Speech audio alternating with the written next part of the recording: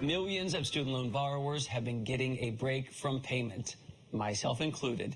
For many, it's been a major relief during a time when money has been tight for millions of Americans. Jobs have been unstable, but it's not going to last much longer. The White House confirmed February 1st it's ready to end the payment pause. In the coming weeks, we will release more details about our plans and will engage directly with federal student loan borrowers to ensure they have the resources they need and are in the appropriate repayment plan. We're still assessing the impact of the Omicron variant, but a smooth transition back into repayment is a high priority for the administration. Student loan debt is the first thing we're looking at in our series, The United States of Debt. It focuses on the many ways debt impacts our lives. Newsy national political correspondent Alex Miller joins us tonight to look at what people with student loans can do to prepare for payments that are going to be starting up again. They know the date, Alex.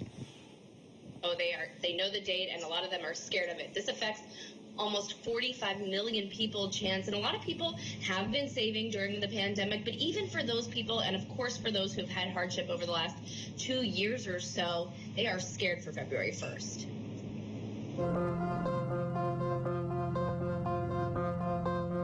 Sabrina Calazans knows exactly how many days are left between now and February 1st. I don't know what I'm going to do. It's going to be a struggle. That's when the pause on federal student loans is set to expire, meaning Calazans will be on the hook for hundreds of dollars every month, on top of private student loans she's continued to pay throughout the pandemic. Not having those payments was really helpful. I know that for a period of time, my mother wasn't working as much as she usually works, and my father as well. And so I was helping out financially at home. The 2019 graduate did everything she could to offset the cost of college, securing grants and scholarships to her dream school. But it still wasn't enough. Sabrina took out a hefty $43,000 in student loans. A first-generation American and first-generation college student, she was very much in the dark about how it all worked. I was 17. I didn't know anything, regarding, interest rates or, all of these things about student loans. We don't really know that kind of thing. My parents, they didn't have, funding to be able to support me. I didn't have money, or wealth accumulated or saved up, a college fund, none of that. Bruce McClary of the National Foundation for Credit Counseling says stories like Calazans are common. Many people were forced to spend money they would have been saving during the pandemic on other kinds of debt. The NFCC advises borrowers to pay down debt with the highest interest rates first, which typically are not student loans. This is especially true for those who have recently graduated, because you're going out into the real world and you're having to finance a lot of major purchases, like your first car. You also have rent or home payments that you have to make, utility bills.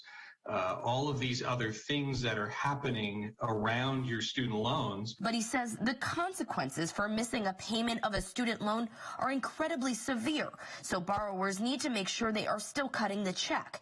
He advises them to contact their servicers as soon as they realize they may be having trouble making a payment. The longer you wait, the worse the situation could get. So things just aren't going to magically fix themselves. Servicers are intimately familiar with your student loans and can help you learn about what options are available, including income-driven repayment plans. You can request economic hardship through the U.S. Department of Education. You can request a deferment if you're unemployed. And these types of programs can last up to 36 months. So they can give you a little bit of an extra reprieve and give you time to get your life back on track. When borrowers resume their payments, they'll still be required to pay the same amount every month as they were before the pandemic. And nearly 2 years later, they're still looking to Washington and now President Biden to freeze their payments permanently. The next package, this is already being discussed, should include student debt relief for at least $10,000 per person, to help ease the burden on young people who are already struggling to get by before the coronavirus. We know that he has other campaign promises as well regarding student loan debt, and he has yet to fulfill those promises. Democratic Senators Chuck Schumer, Elizabeth Warren, and Congresswoman Ayanna Pressley sent a letter to President Biden last week urging the administration to extend the pause on student loans and act to cancel student debt. These proposals are mostly opposed by Republicans in Congress. While McClary Secretary says he doesn't expect broad-reaching forgiveness plans in the near future. He believes something smaller may be offered late next year. Because of that, he's advising borrowers only to consider refinancing private loans and not federal ones. As attractive as refinancing may seem right now, you really want to think carefully about the consequences of refinancing and what that means in terms of eligibility for federal affordable repayment programs or even federal student loan forgiveness, should that materialize in the future. For Calazans, making this work in 2022 is going to be all about budgeting and planning.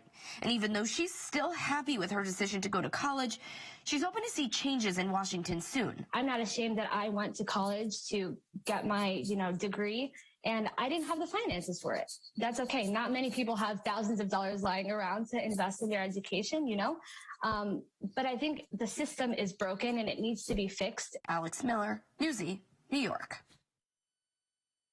And Chance, one other tip, make sure that you check on your payment amount and the due date. And if you have done automated payments in the past, you have to turn them back on. They're not going to magically turn back on themselves. So make sure that you do that so you don't miss your due date.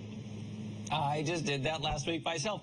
Alex, she talked about President Biden. Are Democrats worried this is going to backfire? Their majority in Congress is Slim Jim. It is perilous in the midterms. Is now the best time politically to do this?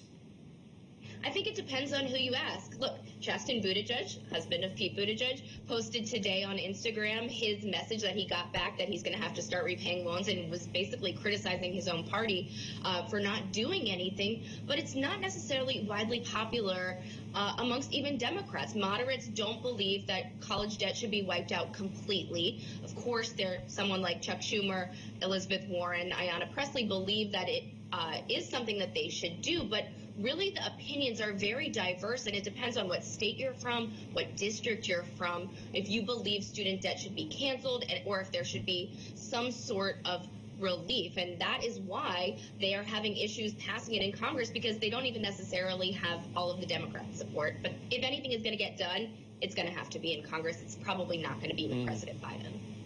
It's true. A lot of people say it's an issue of fairness. People who did not go to college didn't incur the debt, and they missed out on that. Now, is it fair to give the relief to the other people?